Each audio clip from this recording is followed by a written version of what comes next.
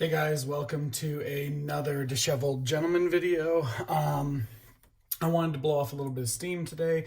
Wanted to try and get another video going. Mainly the reason and rationale for that is I was woken up this morning by a magnitude 5.7 earthquake for where I live. That's fairly large. And I kind of wanted just to blow off some steam and give you guys a little bit more of an idea of how the Spyderco diet is going. On top of that, I did get a couple of new additions for this experiment that I wanted to go over with you guys. The first one I got is here. This is a bento box exclusive, bento box shop. It is the Paramilitary 3 in Buller K390. Been really excited about that one. Really like the aggressive grind marks that you guys can see here in that specific light. And the other one I got yesterday from my buddies down at Blade Ops. They were able to get these in, and I was able to snag one pretty quickly of the sprint round of the Native 5 in the orange G10 in CPM Rex 45. So, full disclosure, guys, I have not yet had a lot of ability to really cut with these a lot. I've done a bit of cardboard with the Sprint Native 5 here, and I just got this one today, so it is still a virgin as far as cutting for the Paramilitary 3, but I kind of wanted to give them a shout out and show you guys what I'm able to get. For those of you that are aware, CPM Rex 45 is a non-stainless steel. It's got, if I remember right what they were saying, it's a high tungsten content for it.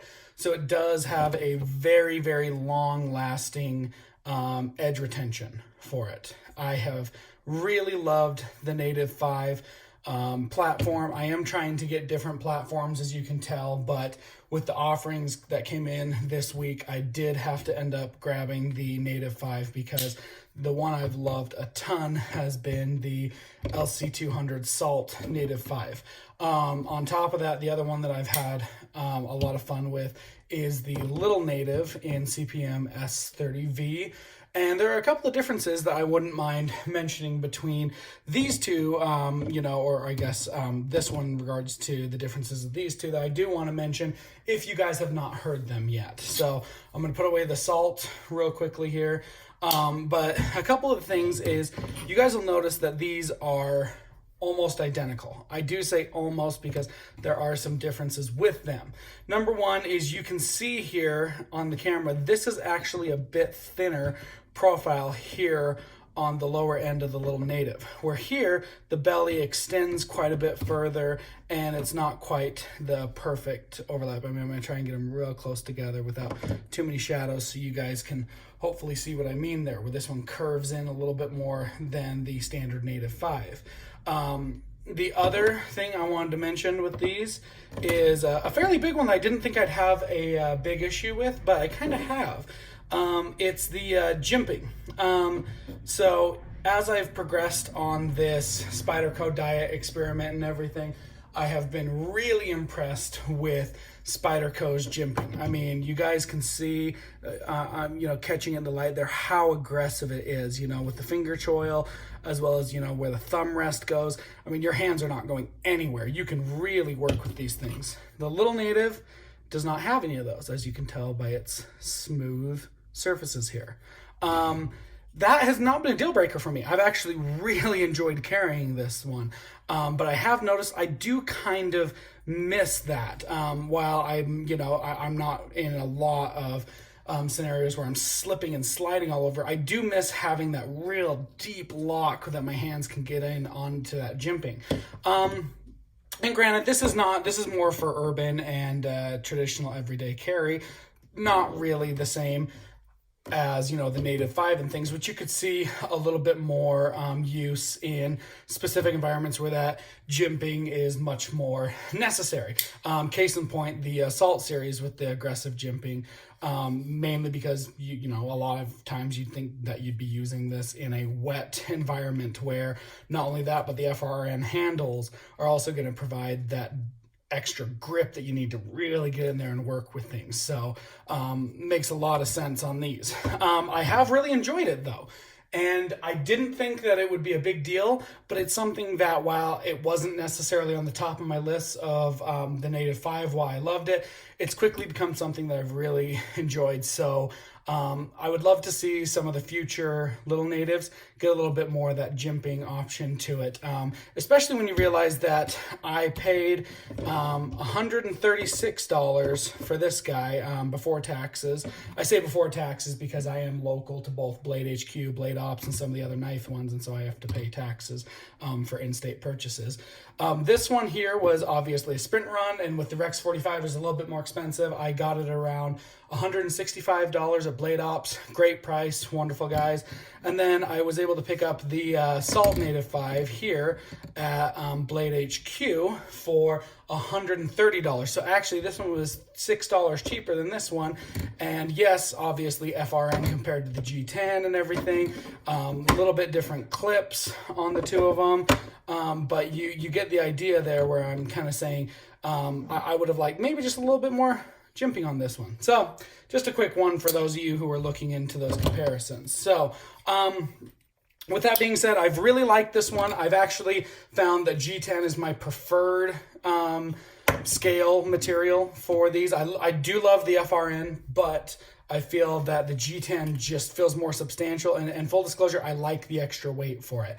Don't get me wrong, there are amazing scenarios and uses for the lightweight options that Spyderco does with the FRN handles, especially in like the Salt series and things. But with that being said, I found that I'm just a bigger fan of this really grippy G10. And I really love this burnt orange for this one. It's an absolute fantastic offering. I'm really glad I was able to get this. First sprint run by that I've ever done with Spyderco. Not the last, but first.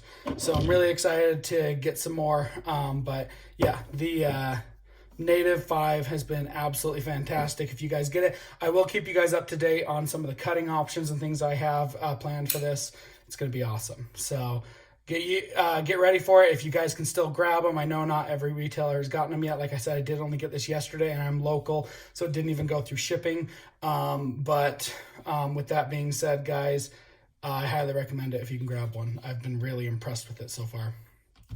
All right, so going on to the Paramilitary 3 and K390. This is a bento box shop exclusive that they had, but I've been really wanting to try a K390, and I've also needed a Paramilitary 3. So, as you guys know, the size differences and things between the two. I'll put them a little bit more horizontally so you guys can see. I'm not going to do a comparison so much on these because I think there are hundreds, if not thousands, of videos already showing the comparison between sizes and things like that. But I will touch base on a couple of different things. This, the Paramilitary 2 I have is in CPM S110, and this one is in K390. Obviously, this one's going to be much more stainless and have a great edge holding. Well, this one's going to have a little bit better edge holding, but it's not quite as stainless. But a lot of individuals like the patina that the K390 gets. So really excited to see this. Was able to get them both in the compression lock. And one of the things that I have noticed with these two in particular is that like I said, absolutely love the Paramilitary 2, but I've always been a little bit more partial to smaller knives, and that's funny because I have XXL hands. I have giant hands, guys.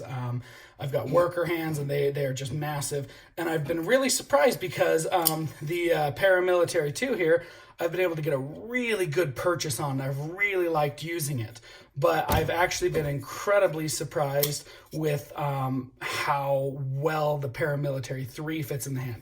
Now, are you sacrificing some of the blade edge and things that you get? Sure, of course, but boy, does that feel good.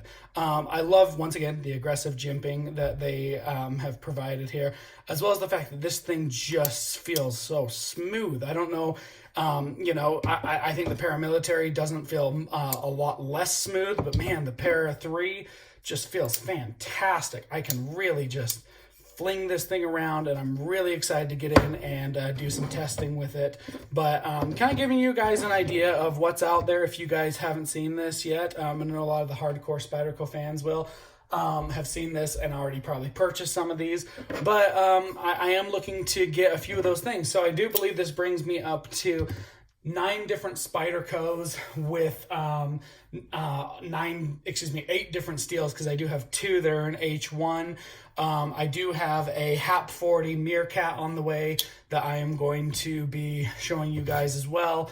But I've really enjoyed this, and thanks for giving me an outlet to blow off steam as we've been dealing with earthquakes and some of the aftershocks and things. And yeah, stay tuned, guys. I've absolutely loved this experiment so far. Gonna have a lot more to come, and just kind of want to give you guys an idea of what I'm picking up, and before we start getting into the warmer months where these are going to start getting used, and if not abused, heavily used. So keep following. Go ahead and subscribe if you'd like. Have a good one, guys. I'll see you. Stay safe out there.